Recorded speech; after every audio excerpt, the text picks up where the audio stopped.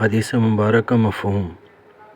حضرت سہل بن سعد رضی اللہ تعالی عنہ سے روایت ہے کہ ایک شخص نے نبی کریم صلی اللہ علیہ وسلم کے پاس آ کر فقر و فاقے اور تنگی کی شکایت کی، تو آپ صلی اللہ علیہ وسلم نے فرمایا، جب تم اپنے گھر میں داخل ہو تو سلام کرو، خواہ وہاں کوئی موجود ہو یا نہ ہو، پھر مجھ پر سلام پیش کرو اور ایک بار سورہ اخلاص قل هو اللہ احد پڑھو۔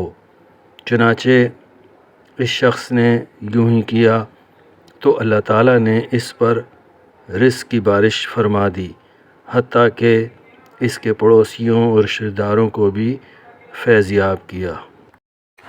ویڈیو اچھی لگی ہو تو ویڈیو کو لائک کیجیے اور ہمارے اس چینل طالب علم کو سبسکرائب کیجیے، دوستوں کے ساتھ شیئر کیجیے۔ جزاک اللہ خیر۔